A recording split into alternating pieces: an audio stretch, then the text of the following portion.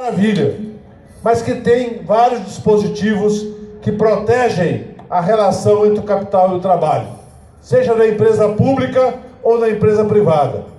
O que eles querem? Primeiro, que o Chico falou, aprovar no Congresso Nacional e aprovar no Supremo Tribunal Federal a legalização da terceirização ilimitada.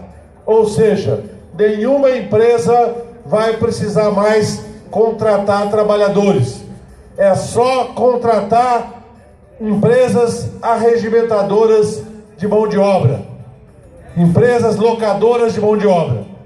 Aqui na SEB, como nós temos também no Banco do Brasil, na Caixa, já existe terceirização. Mas como hoje ela é limitada pela lei e pelos precedentes do Tribunal Superior do Trabalho, na verdade as empresas sempre correm o risco de arcar com pesados passivos trabalhistas se exageram no descumprimento da lei. E essa luta o movimento sindical faz há muito tempo. Eu fiz como sindicalista nos anos 90, contra o Bradesco, contra o Itaú, contra o Santander, contra o Banco do Brasil e a Caixa. E no governo Lula nós conseguimos reduzir fortemente a terceirização nos bancos públicos e da Petrobras. Agora está voltando a aumentar. E essa luta, ela é fundamental por quê?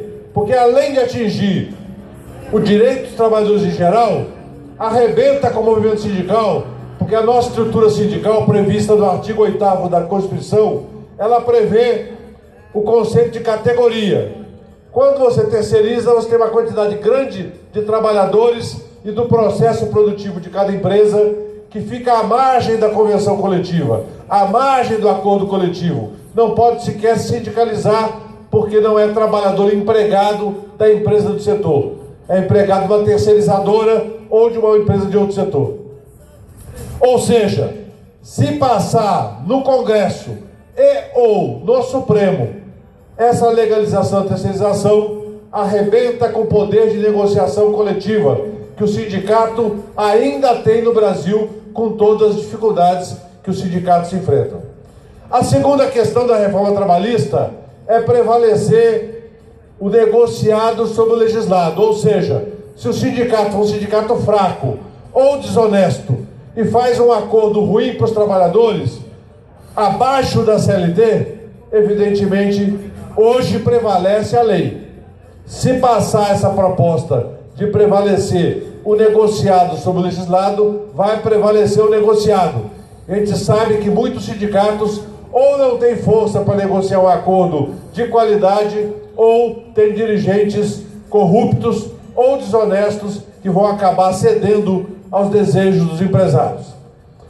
A segunda grande questão, fora da reforma trabalhista, é a questão da PEC 55, que na Câmara tramitou sob o número 241. Essa PEC limita a despesa pública, a despesa de 2016 corrigida pela inflação. Ora, olhando assim à primeira vista, a gente pode achar, ora, vai manter a despesa, então não tem problema nenhum, o Bezerra está exagerando aí sobre essa questão. Só que vamos lembrar o seguinte, várias despesas não são de gerência, de gestão direta do Poder Executivo, porque são despesas previstas em lei ou na Constituição. Um exemplo é a Previdência Social. A Previdência Social, em razão do desemprego e da estrutura etária da população brasileira, nos próximos 10 a 15 anos vai continuar crescendo o número de aposentados e pensionistas. Então, como é que você vai fazer para corrigir só pela inflação? Se você tem a cada ano alguma coisa em torno de 2 milhões de pessoas a mais na Previdência. Então, se crescer obrigatoriamente a despesa da Previdência, porque vai crescer com reforma ou sem reforma, vai pressionar a despesa da saúde, vai pressionar a despesa da educação e vai pressionar os benefícios não previdenciários. Ou seja, é mais miséria e mais descaracterização da Constituição de 88. Então, a PEC 55 é uma farsa, porque na verdade não vai manter a despesa, vai reduzir as despesas não obrigatórias, aquelas que o governo pode cortar, ele vai cortar. Por exemplo, na saúde, vai piorar a qualidade do SUS que é uma conquista da sociedade. Certamente vocês têm aqui, como nós temos no Banco do Brasil, plano de saúde específico. Mas muita gente não tem, muitos parentes nossos não têm, muitos amigos nossos não têm, e o trabalhador, quando perde o emprego, também passa a não ter.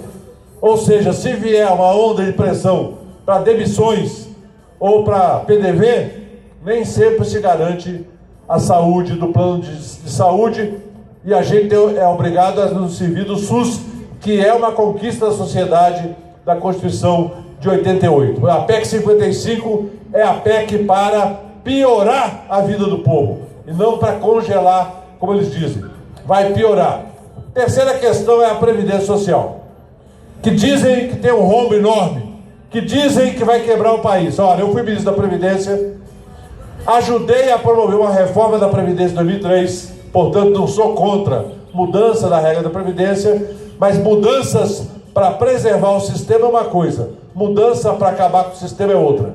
O que eles estão propondo, estão tão preocupados em apresentar a proposta, que estão escondendo ela do país antes da votação da PEC 55, eles vão propor regras que praticamente excluem os trabalhadores da classe média e da classe média baixa e os pobres da Previdência Social. Só vai se aposentar a classe média alta e os ricos. Por quê? Porque eles querem botar uma idade igual para todo mundo. 65 anos de idade. Eu comecei a trabalhar com 18 anos. Portanto, para chegar aos 65, são 47 anos. Vários trabalhadores começam com 16, outros com 14, outros até antes, mas ainda é ilegalidade, porque a nossa lei não permite o trabalho antes dos 14 anos, dos 14 a 16 na condição de aprendiz, a partir dos 16 como trabalhador. Ora, as mulheres hoje aposentam com 30 anos de contribuição. Portanto, uma mulher que começa a trabalhar, por exemplo, aos 22 anos, se não tiver nenhuma interrupção de contribuição, aos 52 anos pode aposentar. Eles querem passar para 65. Então vocês, companheiras da SEB, e também os companheiros que também serão prejudicados, têm que entender o seguinte: se não houver mobilização contra a reforma da Previdência, o prejuízo vai ser imenso, porque aqueles que moram nos bairros ricos vão se aposentar, talvez passar mais 5, 10 ou 15 anos aposentado. A gente sabe que a desigualdade também se reflete na expectativa de vida. Quem mora na Ceilândia certamente tem uma expectativa de vida em torno de 62, 63 anos, 65 anos no máximo. Quem mora no Lago Sul ou na Asa Sul, a expectativa de vida é superior a 80 anos. Ou seja, a proposta de reforma da Previdência que eles querem fazer é para excluir grande parte dos trabalhadores da aposentadoria. É para excluir grande parte daqueles que contribuem do direito a se aposentar. Mas tem outras maldades. Eles querem acabar com a diferença entre o trabalhador urbano e o trabalhador rural. E todo mundo sabe que a vida do trabalhador rural é muito diferente da vida do trabalhador urbano. Eles querem acabar com vários benefícios de risco.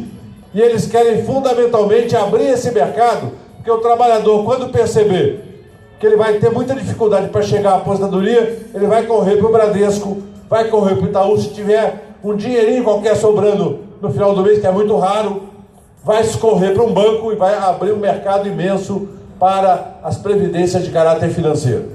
Tudo isso, por quê? Porque eles querem pagar a conta do golpe. O presidente golpista Michel Temer está demonstrando todo o seu caráter antipopular a partir do momento que assumiu a presidência da República. Outro dia, numa palestra para empresários, ele foi sarcástico, irônico e deselegante com os estudantes que estão ocupando escolas, dizendo que eles não sabem o que é PEC. Eles não sabem o que é PEC, eles não leram a PEC e não sabem o que é PEC. E eu respondi através das redes sociais que nós sabemos o que é PEC. É uma proposta de emenda constitucional, mas também pode significar presidente entreguista e cínico, que é o que o senhor Michel Temer hoje representa para o nosso povo. Nós vamos continuar na luta.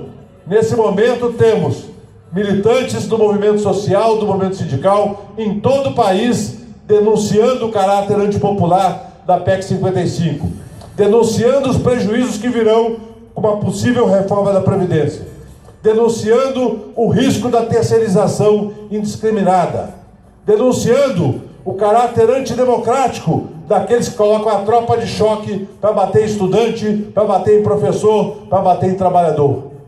E vamos continuar denunciando. A luta pode ser longa e difícil, mas nós não vamos desistir.